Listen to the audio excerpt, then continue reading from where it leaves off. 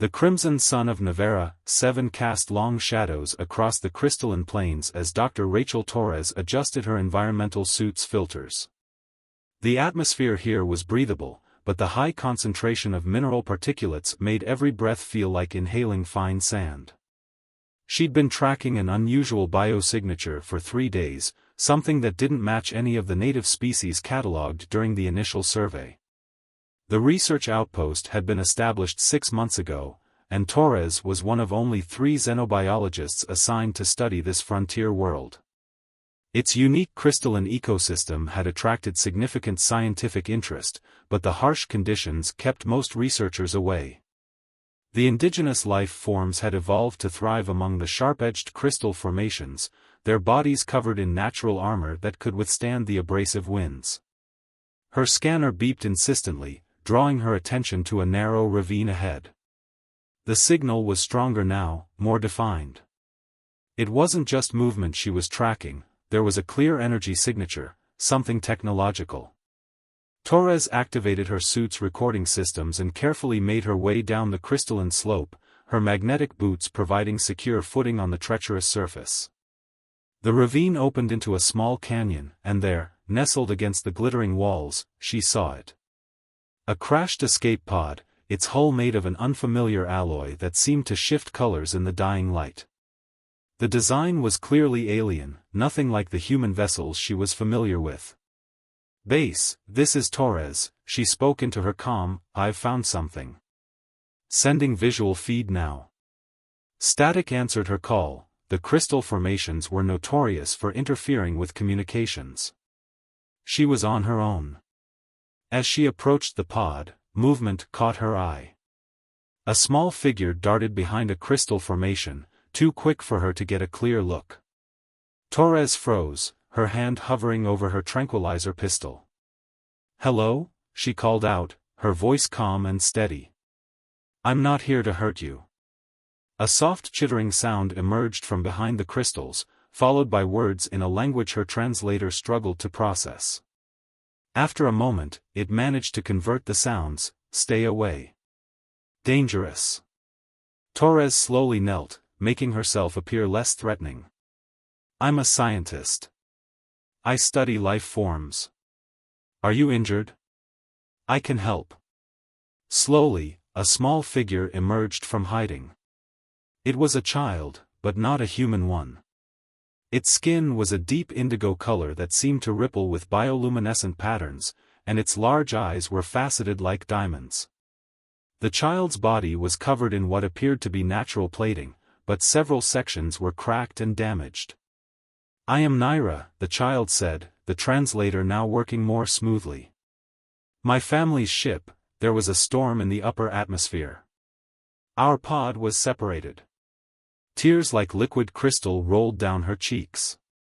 Torres felt her heart clench. She'd read reports about the crystalline nomads, a spacefaring species that had evolved on a world similar to Nevera, 7, but this was her first encounter with one. They were known to be extremely private, rarely interacting with other species. "How long have you been here, Naira?" "3 cycles of the red sun," the child responded, her plating shifting color slightly, a sign of distress, Torres noted. "The others, they didn't survive the crash." Torres slowly reached into her pack and pulled out a nutrition bar. "You must be hungry. This is safe for your biology, I've studied your species' physiological data." She unwrapped it and broke off a small piece, eating it herself to demonstrate its safety. Naira hesitated, then moved forward with the peculiar floating grace characteristic of her species. She accepted the food, her crystalline fingers briefly touching Torres's gloved hand. As the child ate, Torres studied the crash site. The pod systems were completely dead, and the damage was extensive. Even if she could get a signal to base, it would take weeks for any rescue mission to reach them, and that assumed the crystalline nomads would even respond to contact attempts. "Naira," Torres said gently, "I have a research base not far from here. It's safe, with food and medical supplies. Will you come with me?" The child's plating shifted through several colors before settling on a deep blue. You would help me? Why? Because it's right, Torres replied simply. And because no one should be alone in a place like this. Naira studied her with those fascinating crystalline eyes, then nodded slowly. I will come. But... She moved back to the crashed pod and retrieved something, a small crystal that pulsed with an inner light. This is all I have left of my family. As they made their way back across the crystalline plains, Torres realized that her simple research mission had become something far more complex. She had no idea how to contact the crystalline nomads, or if they would even want their child back. All she knew was that she couldn't leave Naira to die alone on this beautiful but unforgiving world. The red sun sank below the horizon, setting the crystal formations ablaze with reflected light. Somewhere in the gathering darkness, a native predator called out, its cry echoing off the crystalline walls. Torres felt Naira move closer to her, and she placed a reassuring hand on the child's shoulder. Whatever challenges lay ahead, they would face them together. The research base was little more than a collection of prefabricated modules nestled between towering crystal spires, but to Naira, it might as well have been a palace. Torres watched as the young alien explored the main living space, her crystalline fingers trailing over equipment and surfaces with careful curiosity. The child's natural plating had taken on a lighter shade, which Torres interpreted as a sign of reduced stress. Your dwelling, it's very different from our ships, Naira observed, pausing before a holographic display of Nevera 7's atmospheric patterns. We live in chambers grown from living crystal. Torres activated the base's decontamination field and removed her environmental suit. I'd love to learn more about your people's technology. The ability to grow spacecraft, that's incredible. She began preparing a meal, using the xenobiology database to ensure everything would be safe for Naira's unique physiology. It is not technology as you understand it, Naira replied, her faceted eyes reflecting the hologram's light. The crystals are partners. They grow with us, for us. Her plating dimmed suddenly. But now I am alone. No crystal will sing for me again. Torres set down the food processor and knelt beside the child. You're not alone, Naira. And we'll find a way to contact your people. I promise. The next few days fell into a routine. In the mornings, Torres would teach Naira about the planet's ecosystems, showing her how to read the warning signs of approaching storms and identify safe paths through the crystal formations. The child proved to be an extraordinarily quick study, her species' natural affinity for crystalline structures giving her insights that even Torres's advanced sensors missed. In return, Naira shared stories of her people's travels through the stars, of vast crystal ships that sailed on solar winds and colonies hidden within asteroid belts. But she never spoke of her family or the crash, and Torres didn't push. Some wounds needed time to heal. One evening, as they sat analyzing soil samples, Torres noticed Naira's plating had taken on an unusual pattern. What's wrong? She asked, setting aside her work. The crystals. Naira hesitated, clutching the glowing crystal she'd salvaged from the crash. They're singing again. But the song is wrong. Torres checked her instruments, but they showed nothing unusual. What do you mean? Our crystals, they resonate with the natural formations of compatible worlds. It helps us navigate, find safe harbors. Naira's plating rippled with anxiety. But this song, it's like a warning. Before Torres could respond, the base's seismic sensors erupted in a cacophony of alarms. The ground beneath them trembled, and outside, the crystal formations began to hum at a frequency that made Torres's teeth ache.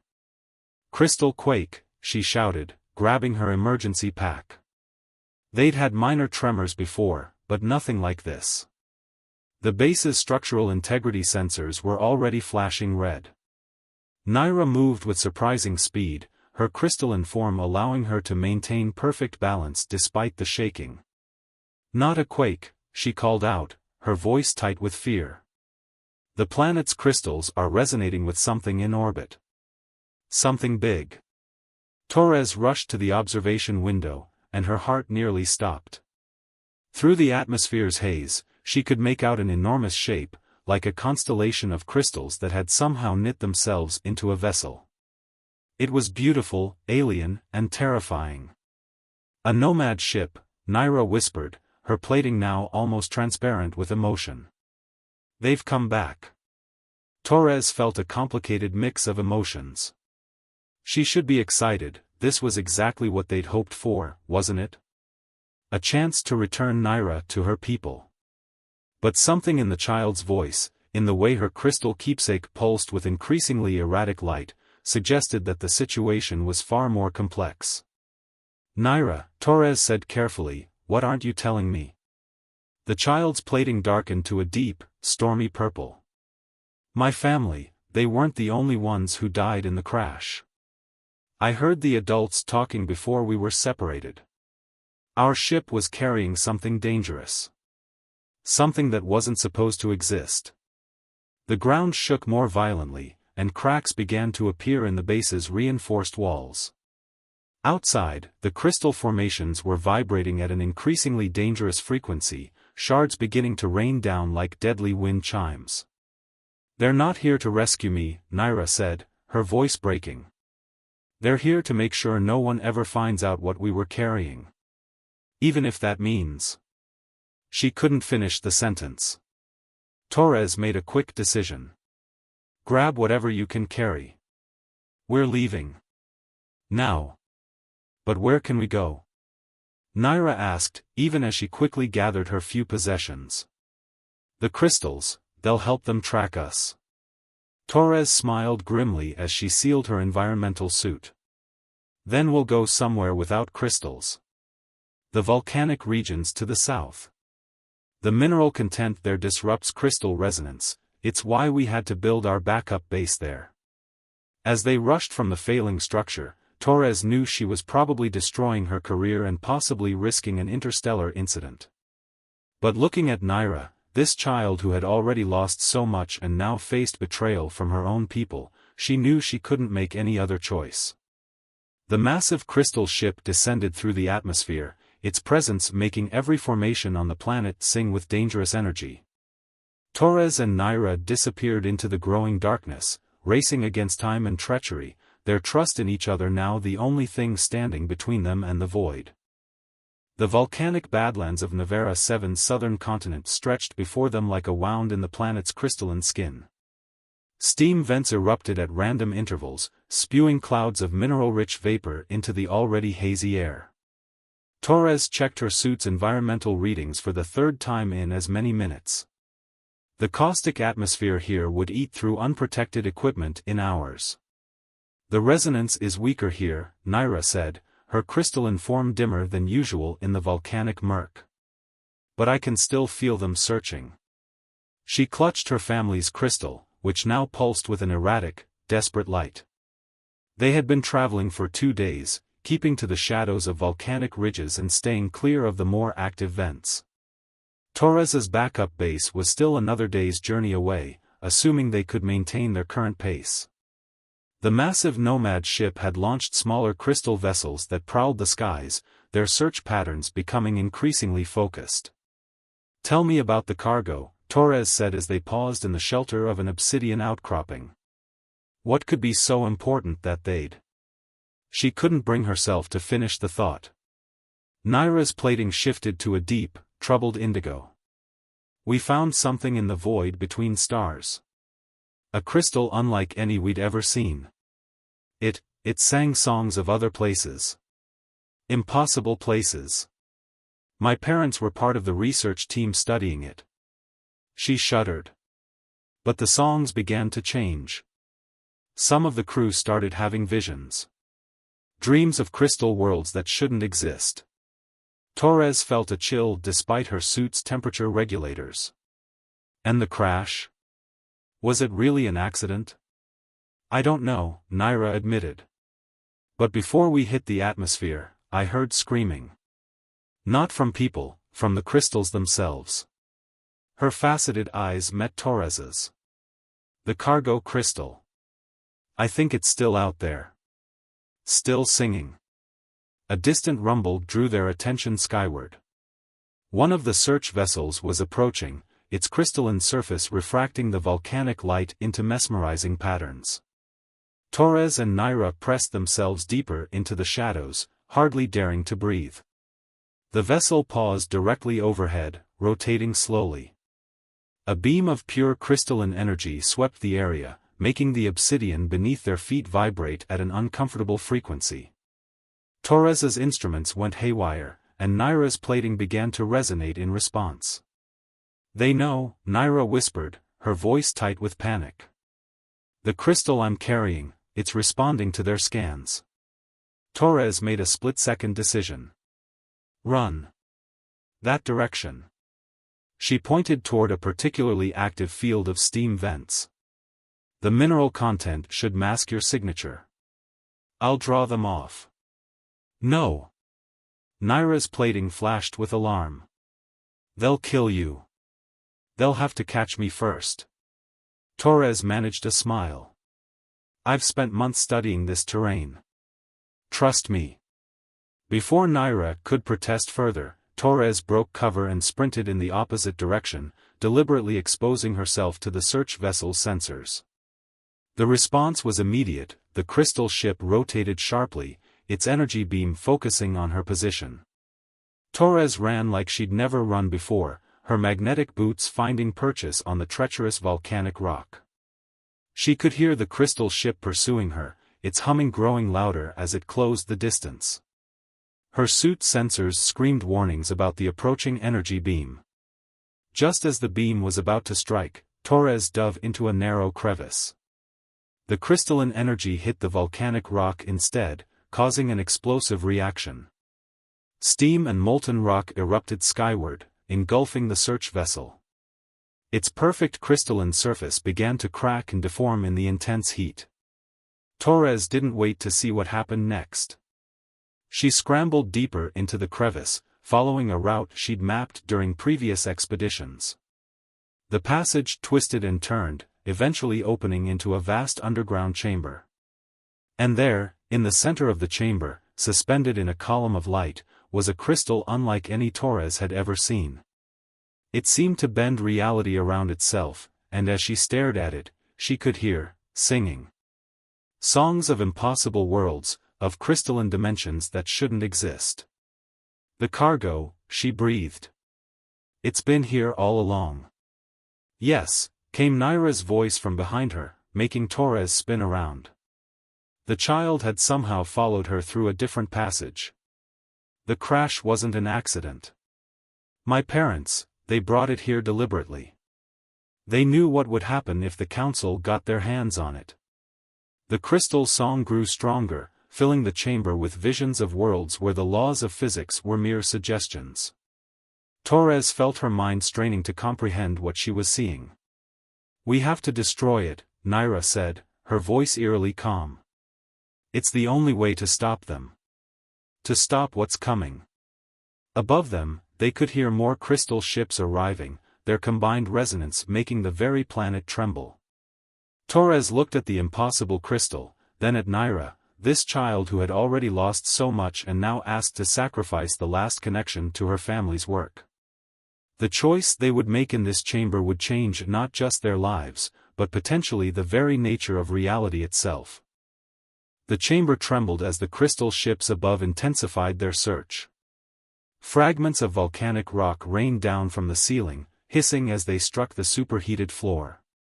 Torres stared at the impossible crystal floating before them, its song now a symphony of reality-bending frequencies that made her head spin. "Your parents," Torres said, fighting to keep her voice steady. "They knew what this thing could do. That's why they crashed here deliberately." Naira's plating had taken on a complex pattern Torres had never seen before, shifting between colors that shouldn't exist. "They were part of a secret group within our people. They believed that not all knowledge should be controlled by the council." The young alien approached the crystal, her own crystalline form resonating with its otherworldly energy. "This crystal, it's not just a window to other dimensions. It's a key. The ground shook more violently. Dust and steam filled the air as the crystal ship's energy beams began cutting through the volcanic rock above. They were running out of time.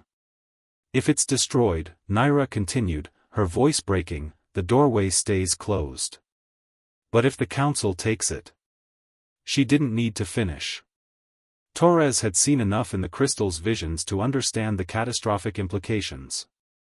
A new sound cut through the crystal's song, a harmonic resonance that made Torres's teeth ache. Naira's plating flashed in alarm. They're coming. The Shapers. As if in response to her words, crystalline figures began to materialize around the chamber. They were similar to Naira in basic form, but their bodies were composed of pure living crystal, with no trace of organic matter. Their faceted eyes held no warmth, no compassion, only cold purpose. "Step away from the Nexus crystal," one of them commanded, its voice a chorus of sharp harmonics. "This matter is beyond your understanding, human." Torres moved to stand between them and Naira. "I understand enough. I understand that power like this shouldn't be in anyone's hands, especially not those who'd murder a child to keep their secrets." The lead Shaper's crystalline form pulsed with dangerous energy. "The child is corrupted by her parents' treachery. The crystal's influence has already begun to change her. Look at her plating, she's becoming something that should not exist." Torres glanced at Naira and realized with a start that the Shaper was right. The patterns in her plating were no longer following normal crystalline structures. They were forming impossible geometries, fractals that hurt to look at directly. "The change began during the crash," Naira said softly. "When the crystal first sang to me. I can see them now, all the worlds that could be. All the worlds that must never be." She reached out toward the Nexus crystal, her own crystalline form resonating at the same frequency. "Stop her," the Shaper commanded. The crystalline figures surged forward, their bodies extending into deadly sharp configurations. Torres didn't hesitate.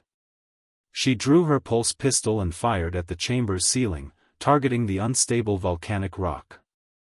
"Naira, whatever you're going to do it now." The chamber erupted into chaos. The Shapers' bodies fractured and reformed as they dodged falling rocks and gouts of steam.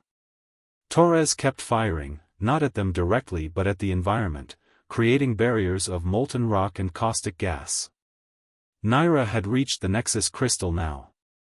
As her hand touched its surface, both she and the crystal began to glow with an inner light that bent reality around them. The songs of impossible dimensions grew louder, more insistent. "You don't understand what you're doing," the lead Shaper cried out. "The crystal's power cannot be controlled. It will break down the barriers between dimensions." "I'm not trying to control it," Naira replied, her voice echoing with newfound power. "I'm setting it free." The Nexus crystal's light intensified, and Torres saw something extraordinary. The impossible geometries in Naira's plating weren't signs of corruption, they were signs of evolution. She wasn't being changed by the crystal, she was changing it. "My parents didn't just study the crystal," Naira continued, her form now blazing with dimensional energy. "They learned from it. They understood that our people's obsession with control, with perfect crystalline order, was holding us back. The universe isn't meant to be contained. It's meant to be experienced in all its beautiful chaos." The Shapers rushed forward in one final desperate attack, but they were too late. Naira's consciousness merged with the Nexus crystal, and for one breathtaking moment, Torres saw through her eyes, saw the infinite possibilities, the countless dimensions all singing together in harmony. Then Naira began to sing back. The chamber filled with light and sound beyond human comprehension. Torres felt reality flex and bend around her, felt the boundaries between what was and what could be grow thin. The Shapers' perfect crystalline forms began to crack, unable to maintain their rigid structure in the face of such fundamental change. As the light reached its peak, Torres heard Naira's voice in her mind, "Thank you for showing me that sometimes the most beautiful crystals are the ones with imperfections." The chamber exploded with dimensional energy, and the world turned inside out. When Torres regained consciousness, Nevera, 7 had changed. The crystalline planes still stretched to the horizon, but they were different now, organic, alive in a way they hadn't been before.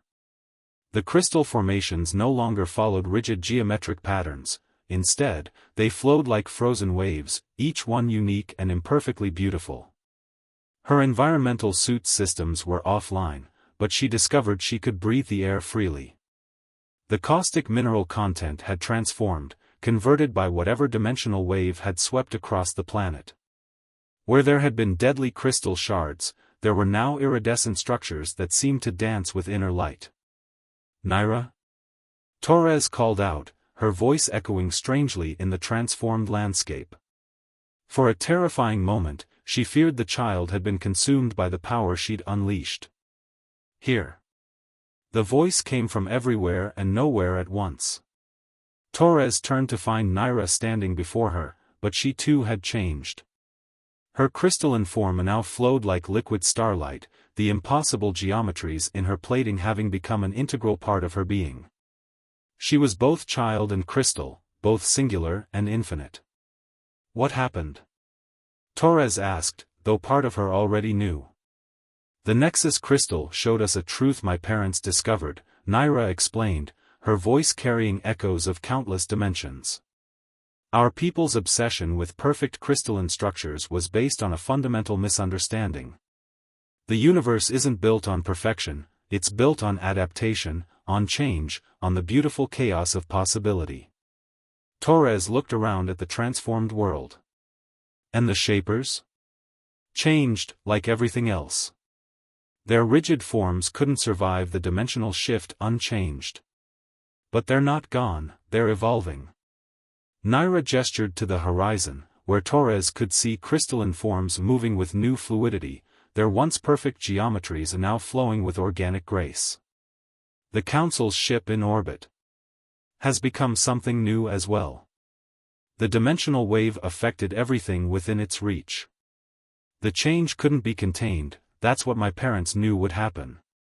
That's why they chose this place, this moment." Naira's faceted eyes met Torres's. "And why they made sure I would find you." Torres felt a chill run down her spine. "They planned this? All of it?" "They saw possibilities, fragments of potential futures. They knew humanity's greatest strength isn't your technology or your intelligence, it's your ability to adapt, to accept change, to find beauty in imperfection." Naira's form shifted, briefly showing Torres glimpses of other dimensions. "They knew I would need someone who could teach me those things." A sound like distant wind chimes drew their attention. More crystalline beings were approaching, but these moved with grace rather than rigid precision. Their forms flowed and shifted, expressing emotions through patterns of light and geometry that Torres somehow found she could understand.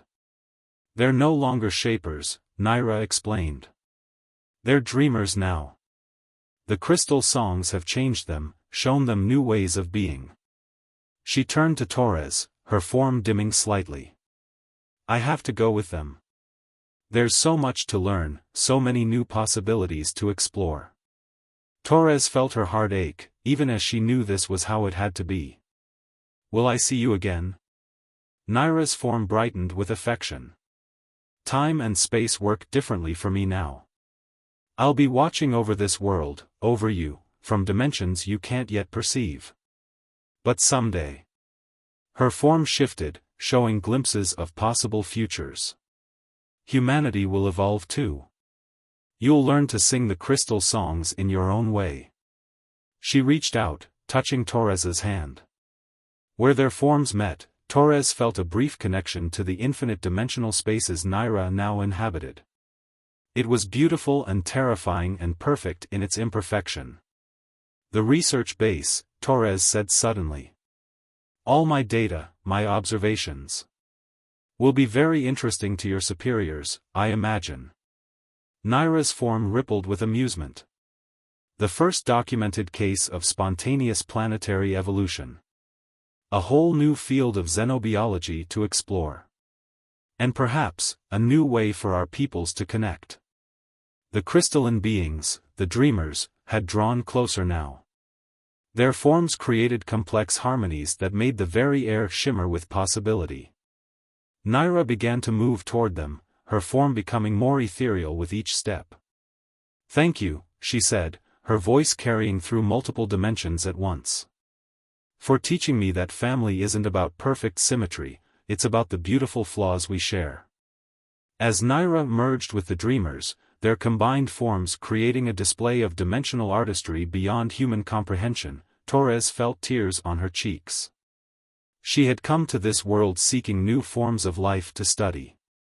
Instead, she had found something far more precious, a reminder that the most profound discoveries often come not from observation, but from connection. The transformed crystals of Navera 7 sang their new songs to the stars, and somewhere in the spaces between dimensions, a child who had become something more watched over the world that had taught her to embrace imperfection. The story of the crystal dreamers had only just begun.